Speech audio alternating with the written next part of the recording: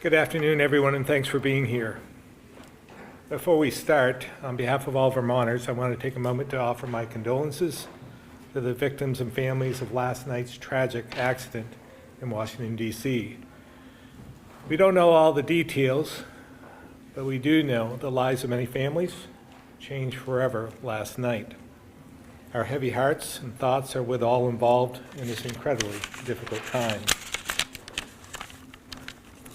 Today, we'll be talking about the final major policy bill we'll be proposing, which is focused on affordability. When I travel around the state, one of Vermonters' biggest concern is how tough it is to live here, and too often they even tell me they're considering leaving the state because it's just too expensive. To address our affordability challenges, we need to fix the broken systems and the underlying issues, not just fund them. That means creating more housing, making it more affordable to own and rent a home. And it means we have to transform our pre-K through 12 system while making sure every student gets a great education, no matter where they live, and Vermonters don't face a property tax increase year after year. As I said the other day, my budget follows through my commitment to prioritize affordability and common sense issues and solutions.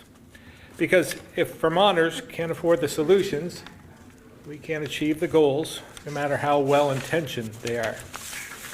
Secretary Moore will talk more about our climate goals in a minute, but I want to be clear.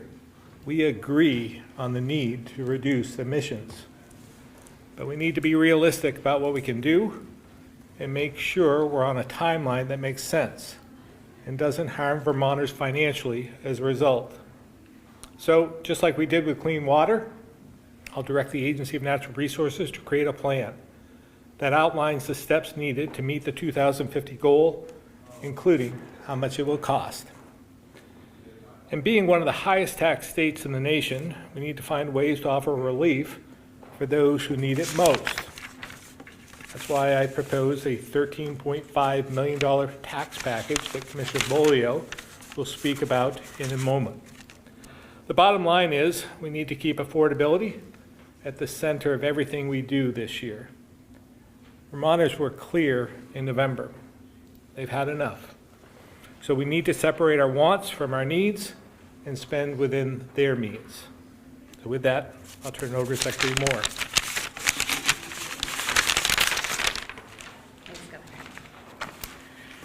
Good afternoon. As the governor highlighted during his budget address on Tuesday, we will be pursuing changes to current climate policy this session, including the Global Warming Solutions Act and the Climate Superfund Act. I'm here today to provide a bit more detail about these proposals. First, we are proposing to eliminate the private right of action provisions in the Global Warming Solutions Act. Creating an accountability mechanism that rests solely with the courts slows progress, creates regulatory uncertainty, and delays work on the ground. The broad nature of the current provision has already drawn the first of many possible lawsuits. Ironically, in advancing specious arguments that we are not doing enough to address climate change, advocates are drawing taxpayer resources and staff time away from implementation and into the courtroom. Next, we're proposing to restructure the relationship between the Climate Council and state agencies by adjusting the composition of the council and the scope of its work. We believe there are significant opportunities to better align the work of the council with that of state agencies and make it more sustainable for the volunteer members who have repeatedly expressed concerns about their capacity to fulfill the current mandate. Additionally, our proposal would remove the council's authority to direct A&R to promulgate rules. Currently, the council could, for example, tell A&R to adopt an appliance efficiency standard or establish a low-carbon fuel standard, and we would be obligated to pursue those policies. Under our proposal, the council would make recommendations, but decision-making would be returned to the legislature and the governor about whether and when to engage in rulemaking. Third, we are committing to creating a workable plan that drives implementation. I've repeatedly heard legislators and advocates say we can't go back on climate, and I don't think that means what they think it means. For example, we are currently investing nearly $45 million a year in weatherization. weatherizing more than 4,000 Vermont homes this year alone. This is a dramatic increase from just 5 years ago when we averaged closer to 1,000 homes a year, and pushing the limits of what is possible, both in terms of workforce capacity and homeowner readiness. However, to meet the requirements of the Global Warming Solutions Act, we would need to weatherize 7,000 homes this year and nearly 9,500 homes next year, requiring that we double current funding, to say nothing of having the people available to do the work. And this is but one piece of what is currently envisioned by the Global Warming Solutions Act. That should lead people to ask, how much will it cost to complete the work of the Global Warming Solutions Act by 2030 or by 2050? And the simple fact is, we don't know, but it will be substantial. Cost is one of the questions our plan will answer. We will also dig into how much of that need is being met with existing resources. In its most recent annual update to the General Assembly, the Climate Council documented more than $520 million in climate investments that were appropriated as part of the state's FY25 budget. Let that sink in. More than $500 million, with roughly 2/3 of these investments supporting greenhouse gas mitigation programs, and the balance helping our communities adapt and be better prepared for more extreme weather. This $520 million includes the $45 million for weatherization I spoke of previously, and also things like investing $20 million in EV incentives and publicly available charging infrastructure, as well as continuing the transition of state fleet to hybrid and electric vehicles, and investing $40 million in community resilience and disaster mitigation projects, which augments the $75 million Vermont received from FEMA for this work following the July 23 floods. Understanding the required investments and available resources will allow for a data-informed conversation about what is achievable and what is aspirational, and serve as the basis for determining how best to address the unmet needs. This is why the governor has directed A&R, in collaboration with the Public Service Department, VTrans, and other relevant state agencies, to prepare a companion implementation strategy to the Climate Action Plan by December 15th, 2026, which will evaluate what is feasible, how much it will cost, and propose a long-term funding strategy. To ensure continued strong investment in priority climate actions while state agencies undertake this work, the governor's FY26 budget recommend includes bridge funding.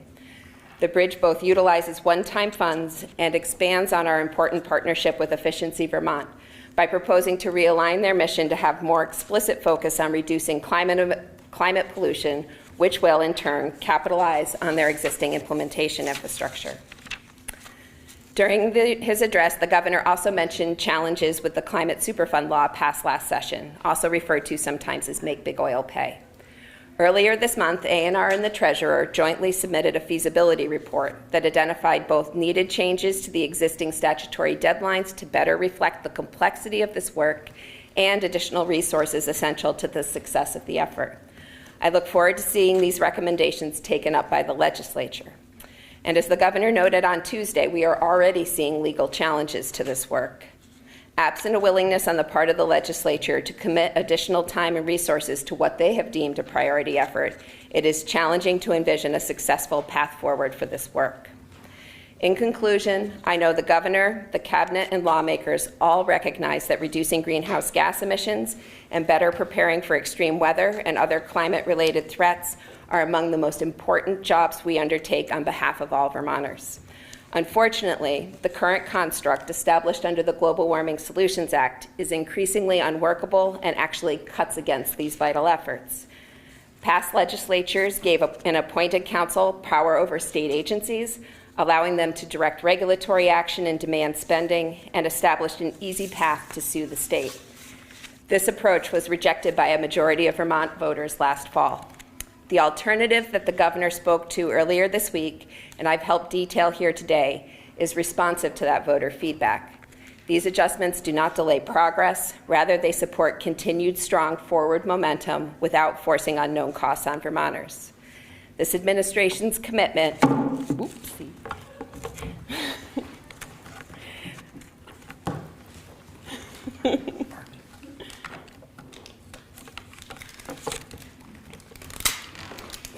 Extra tea. Working together once again. Thank you.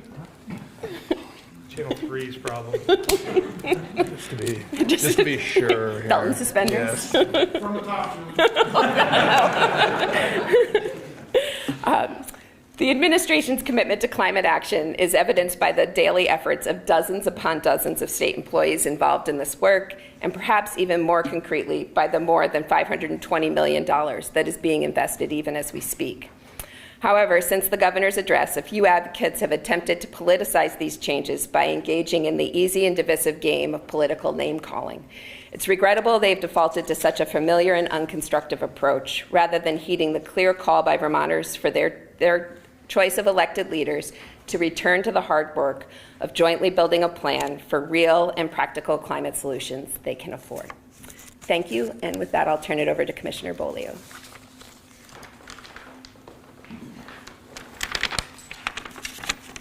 Thank you, Secretary Moore, and good afternoon, everybody. I'm Craig Bolio, Tax Commissioner.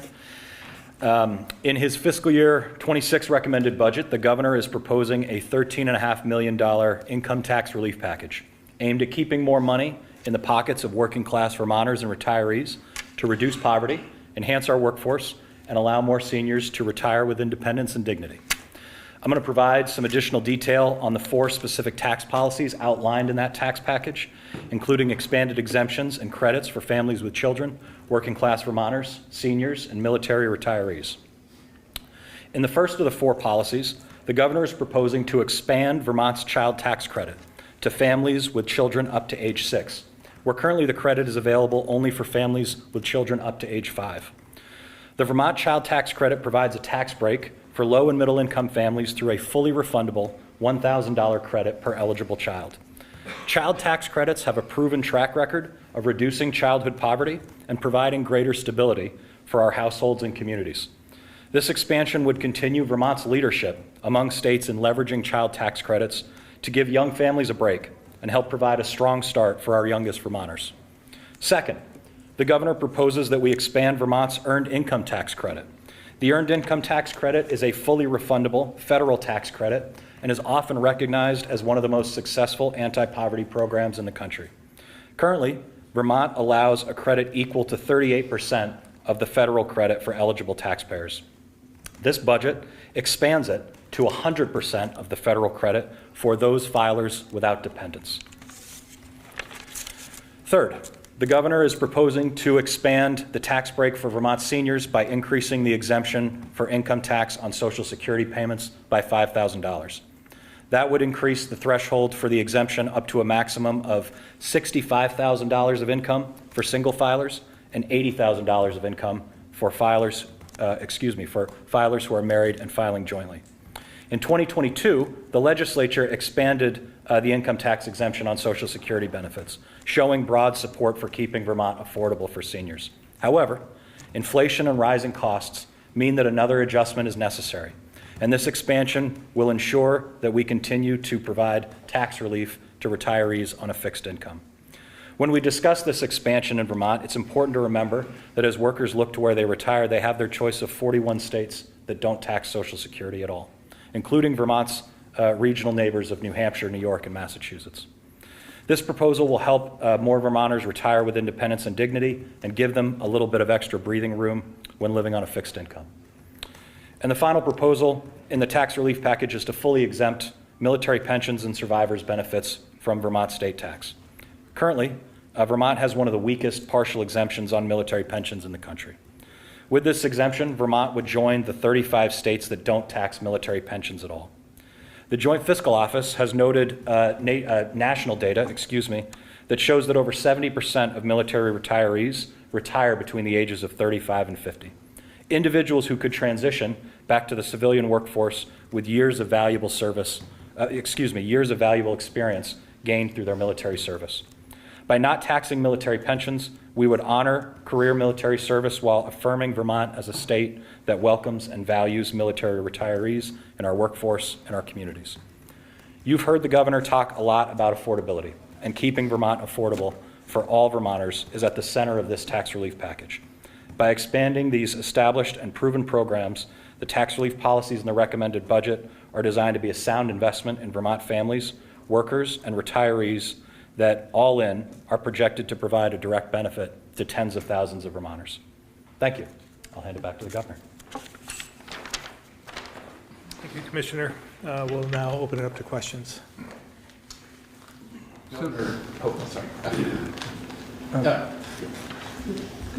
Governor, more tax credits means less income, less revenue for the state? Is that an accurate statement? I don't know what the magnitude of the tax credit The would be. whole package is $13.5 million. The whole package combined is $13.5 million reduction to general fund revenue. Yep. Governor, the Democrats, though, still hold the majority, will still set the agenda.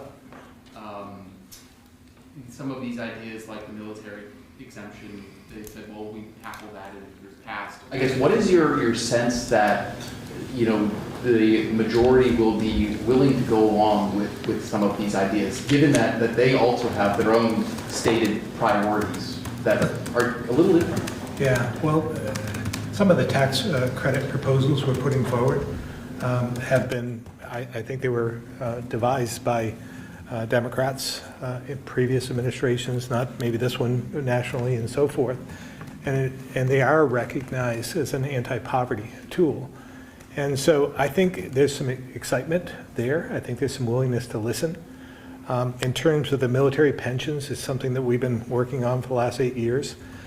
They took one small step towards that.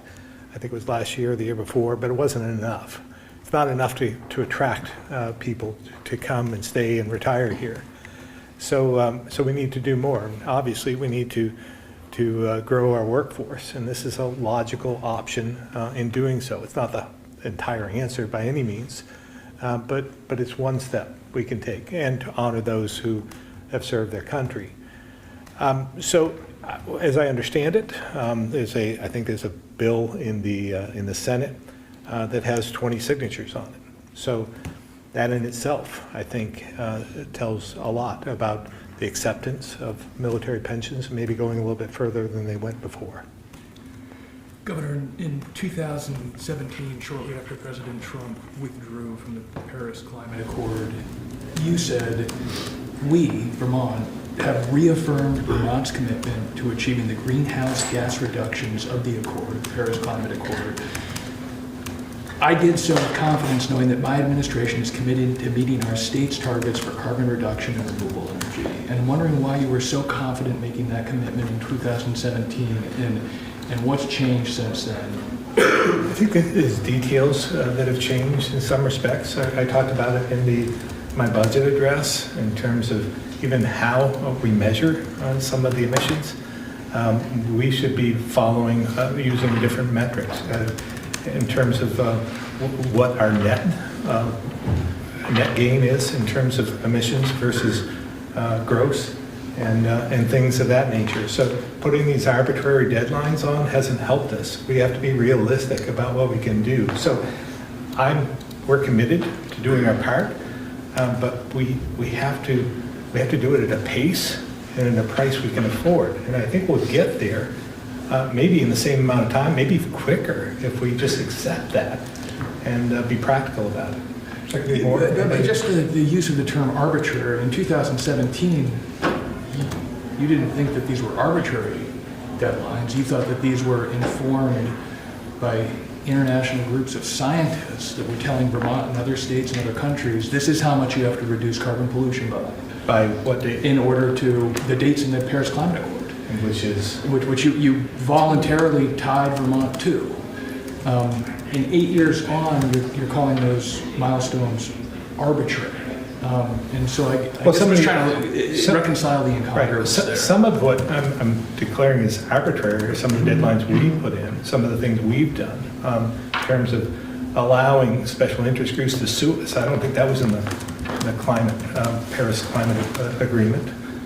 There's been things that have happened since then that have made it even more difficult for us to achieve our goals. So we're just saying, let's be realistic about this and practical, and we'll get there. Second more. Sure. You know, I think one of the challenges, Pete, is the Paris Climate Accords are global reduction targets. And Vermont is in some ways in the enviable position and in some ways in the challenging position of really the work we need to do is in the hardest to decarbonize sectors. We have to change how we heat and cool our buildings and change the kind of vehicles we drive. We don't have a large coal-fired power plant that we can go to and work on a single source to reduce emissions. And the challenging nature of that work, the ability to come to scale, are things we've continued to grapple with.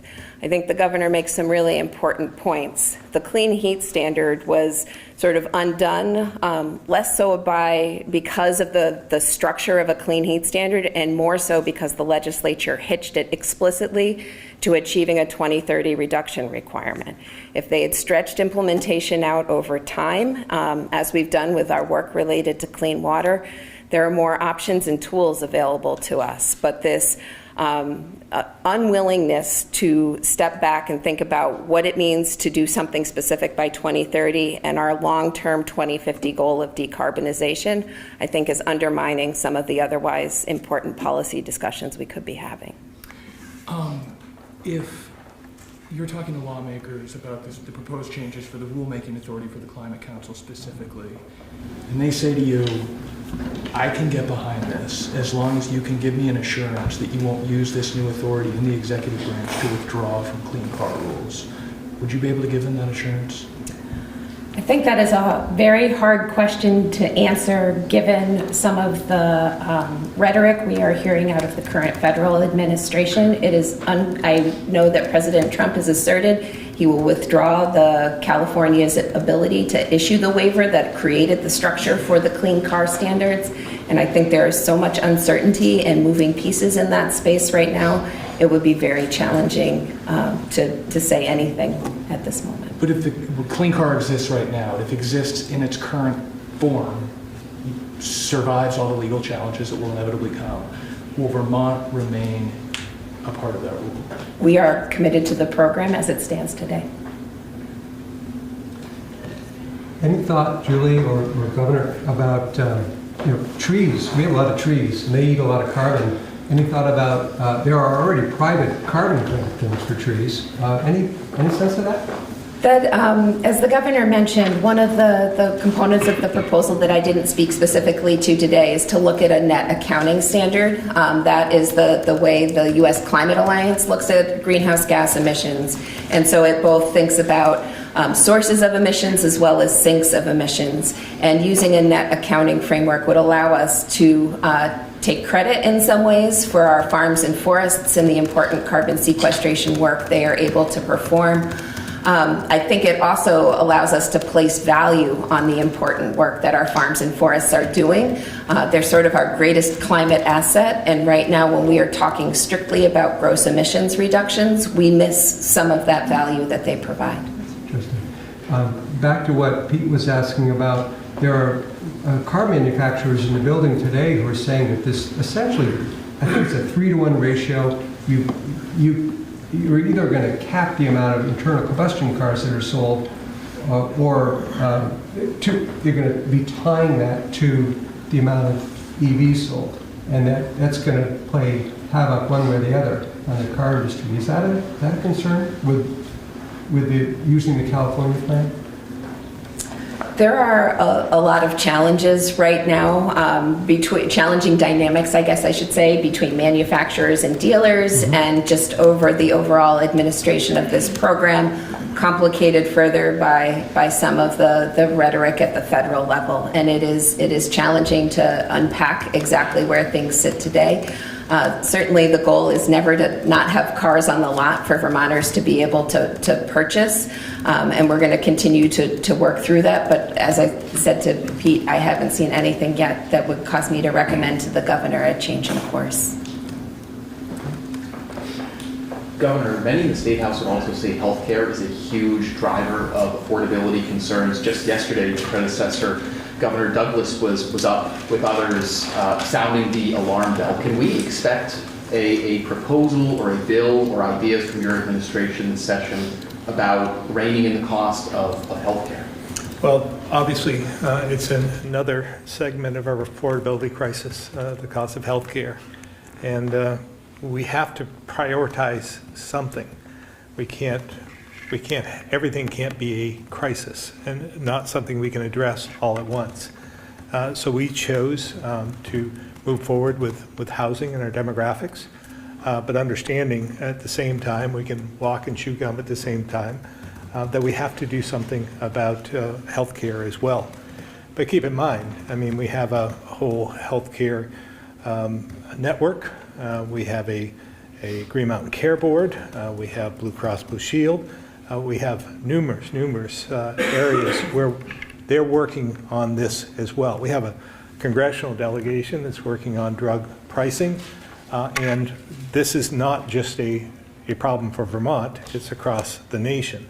So I think, again, we want to tackle housing, demographics, affordability, but that's one piece of it, and we'll continue to do our part in that regard. You talk about walking and chewing gum at the same time. I think it's either tomorrow or maybe Monday, those budget cuts at UVM are set to go in. Mental health beds at CVMC, the beds at in Burlington. So how, like, I guess, what is your confidence level, or what is your sense that, you know, we can move the needle on affordability for healthcare without the healthcare system spiraling in the meantime and pricing people out? Yeah, I'm confident that we'll come to some conclusion on that between the Green Mountain Care Board and the Health Network and others, and have a measured response to all the increased costs. But we all have to be willing to be at the table in order to do that, and we are. Just to go back to EVs for a second, maybe for you or the Secretary, could you speak to the extent that there's funding for replenishing some of the EV subsidies in the FY26 budget proposal? My understanding is that it is in there, but it's a different funding source somehow. It's a little funky. Yeah. Do you want to Sure. expand on that? I can start, and then if one of my colleagues from the Department of Public Service wants to jump in. But the Regional Greenhouse Gas Emissions program, RGGI, generates revenue that comes to Vermont each year. This past year, revenue well exceeded our projections, and so there is several $1 million of one-time money as a result of that higher than anticipated performance that we are able to direct to electric vehicle incentives without reducing or otherwise impacting the place those dollars usually flow, which is into low-income weatherization programs. Okay. And is that, if funding, I guess, how does that level of money compare to where the subsidies, I guess, before they ran out? Like, how does it compare in terms of the level of funding to what we had? So I think there's a lot of things that we talk about when we talk about electric vehicles. And I know the Transportation Agency has indicated, I think in the current year, we're investing about $11 million. My understanding is we're slightly shy of that in terms of what sits on the line in the account that RGGI feeds into. But it's not just incentives, right? It's other components of that work as well, and would have to defer to others about the details of how they actually are proposing to allocate those funds across. Governor, you've long talked about the need to find a more reliable user fee for EVs in Vermont. Your administration has been on the record supporting vehicle miles traveled to do that. Can you talk about next steps on that front for you? As you know, we're implementing a piece of that at this point in time, but we're also looking to work on a national level with others. We aren't the only state that has to do something. This is a reality that the federal government has to realize as well. So we look forward to continuing to work with them, with my fellow governors on this throughout the country, as well as the federal government. But Secretary Flynn can probably give you more information as to where we're at this point in time in terms of collecting some of the money for EV users at this point and moving forward to try and determine next steps. Right. I mean, it sounded, based on testimony in the House Transportation Committee last year, Secretary Flynn, that putting in place, being able to account for vehicle miles traveled was going to be a precursor to a state program to generate revenue of those miles traveled. That's correct, Pete. There's two processes right now. Excuse me. January 1st, a fee went into effect for electric vehicle owners when they registered the vehicle, and that was considered to be an interim step between January 1st and when the mileage-based user fee program is instituted. The legislature authorized a study for a mileage-based user fee program, which we are reporting on right now, actually. And that program intends to capture annually through inspections the mileage that that vehicle has traveled, and then the fee would be based on those miles. So that plan is yet to be fully implemented, but in the interim, there is a fee that's currently now in place. And I can't quote you, I'm going to, let's just say it's around $135, and it was calculated to take into account what would a typical vehicle that travels 12,000 miles a year, that got an average mile per gallon, what would that have paid in fuel tax? And that's sort of the parameters around that number. So that's current right now. And then it's in place until the mileage-based user fee is fully implemented. So will you be seeking authorizing legislation this year to get that miles traveled revenue source in place? Yes, in subsequent years, yes. I mean, the legislature has agreed to the construct, the administration has agreed to the construct, the details are now being reported on. There may be some changes to the details based on the legislative process, but that's the intention. So you're on board with Vermont having a state program to assess a fee on EV drivers based on vehicle miles traveled? We're going to have to do something unless we continue down the same path as just giving a lump sum payment per year. Everybody has to pay a user fee of some sort to maintain our highways and infrastructure.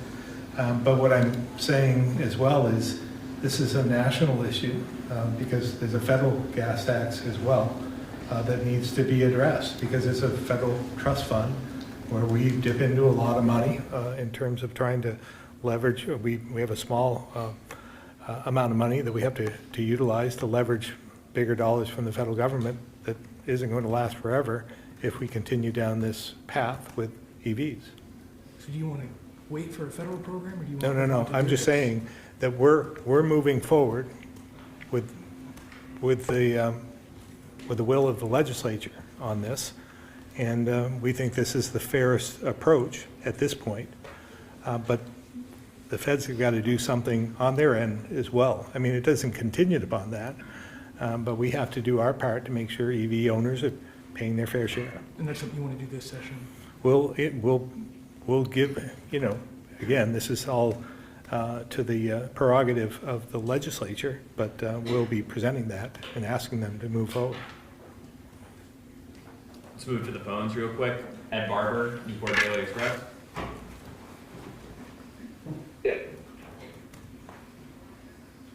Ed? There'll be a hearing in Orleans tonight, Orleans Village, about a proposal to construct 50 units of manufactured housing, 3-bedroom, 2-bathroom, for sale at $100,000. Is this, could you speak to this as an example of the effort that your administration is making to bring affordable housing to people at all different income levels? Well, Ed, obviously, this is a major challenge for us. We know we need more housing. Applaud anyone who's coming up with initiatives to further that, solving that problem. But Commissioner, are you aware of this up in Orleans, this issue, this development? We know a bit about it. Yeah, we're aware of the effort. I think it's still pretty far from being ready to move forward, but I know that there's a proposal, and we'd support it. I mean, this is exactly the type of effort that we've been supporting with things like the Rapid Response Mobile Home Infill Program.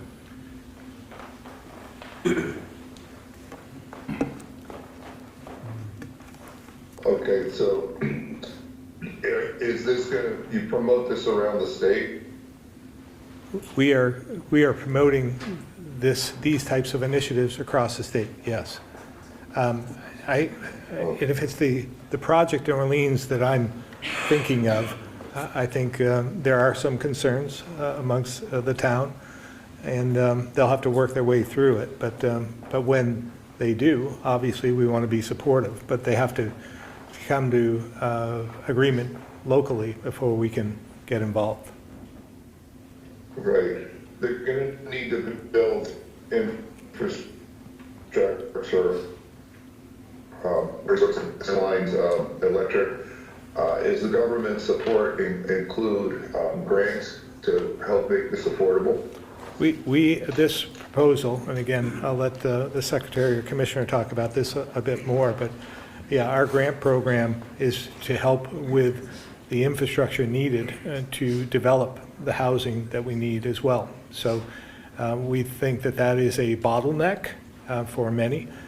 So we want to provide grants and funding to help alleviate some of the costs associated with housing. Thank you.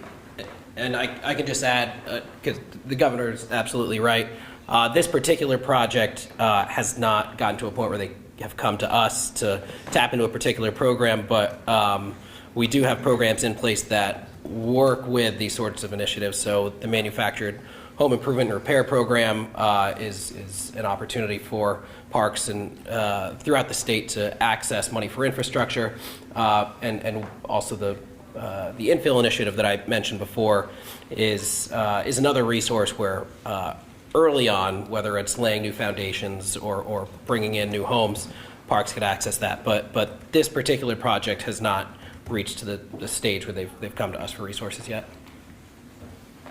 Okay. Thank you. Have a good day. Thank you. Back to the room. It's National School Choice Week, which I didn't know until I got something from Americans for Prosperity, and they were saying one thing to celebrate on National School Choice Week is Governor Phil Scott's education proposal in Vermont. As we kick off National School Choice Week, they wrote, which highlights the importance of education freedom. We thank Governor Scott for his approach to education funding and his commitment to streamlining school governance. Are they right to be celebrating your plan as a victory for school choice? What do they mean by school choice? Where every student has access to learning options that help them succeed regardless of zip code or tax bracket. Well, our proposal obviously is to make sure that every student has the same opportunities no matter what their zip code is, where they live. So if that's what they're talking about, they might be right. So if we've got five regional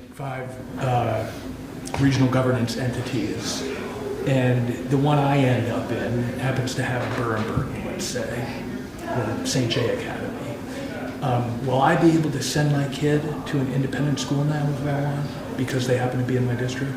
I don't have the details of that, but I don't think there's going to be anything much different than it is today. The Burtons of the world have a capacity.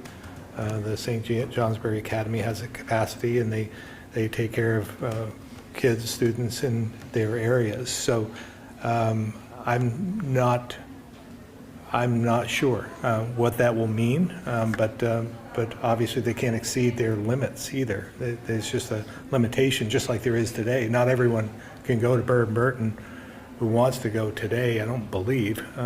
Or maybe they can. Maybe they have capacity enough. I just don't know. But you would, if I'm in Washington County, Yeah. and I'm in this big district now, can my kid go to either Harwood or U32 or Montpelier? Is that up to the parent now? I think if they, well, I would say, we want to confirm this, but if you're in this area and you're going to, you would have, if U32 or Spalding or whatever schools are there have a program that your kid is interested in, you could send them there if there was room and there was room available for them to participate. I think that's the case in some respects in some areas of the state today.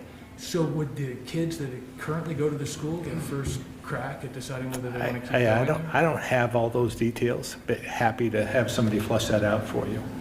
But I don't know, and I'm not sure what group this is you're referring to, but it sounds like if you're talking about going anywhere in the state, I'm not sure that's not what we're doing. But within that, those are going to be some pretty big districts, right? Yeah. Might have a bunch of schools to choose from.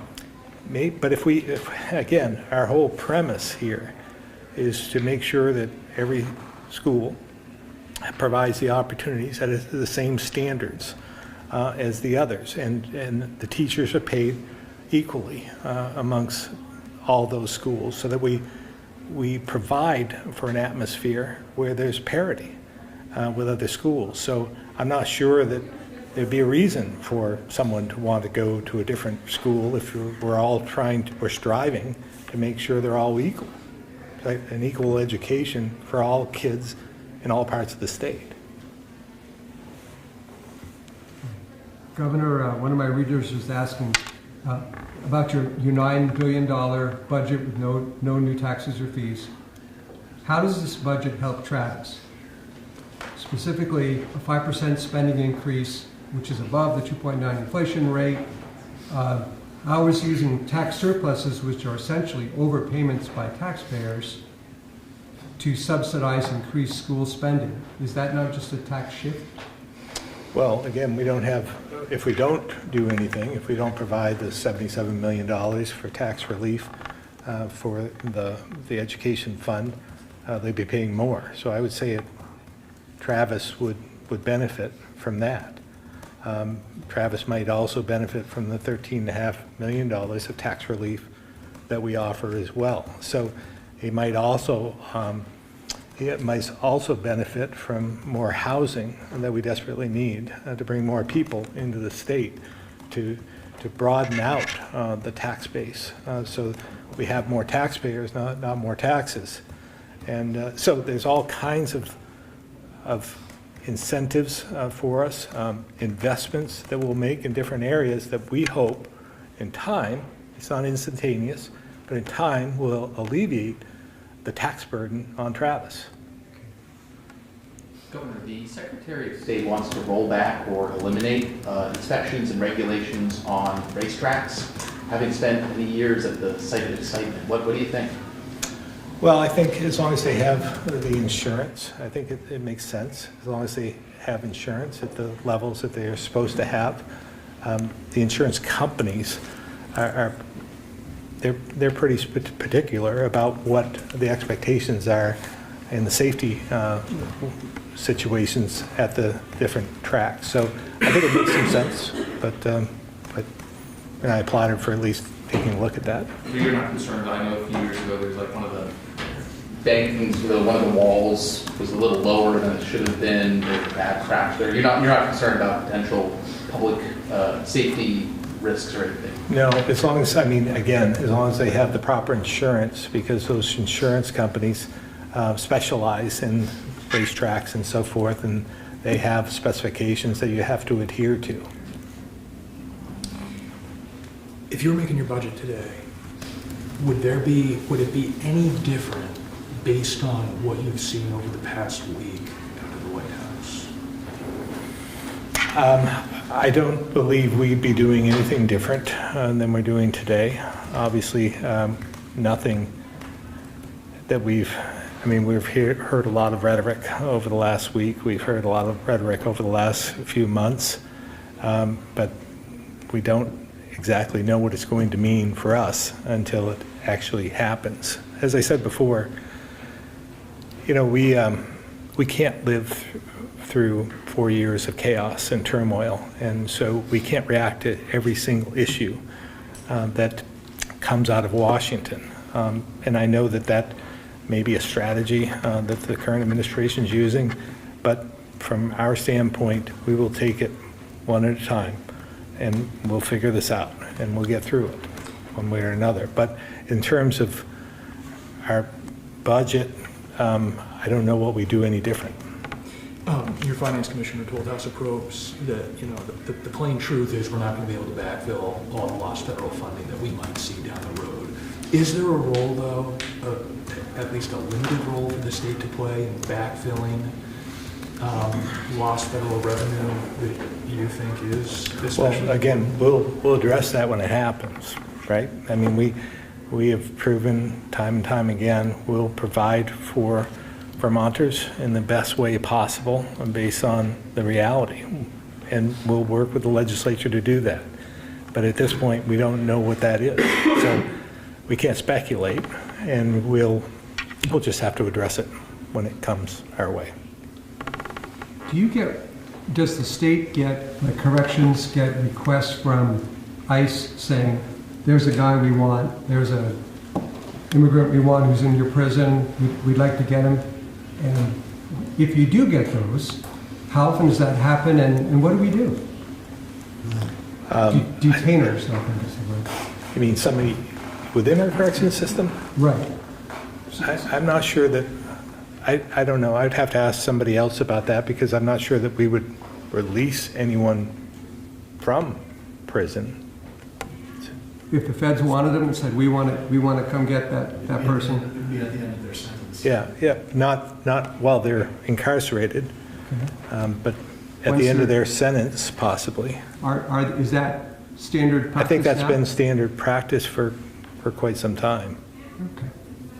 Are you aware of any federal actions that have had the effect of increasing immigration enforcement in Vermont since the president was inaugurated? I haven't seen any at this point in time.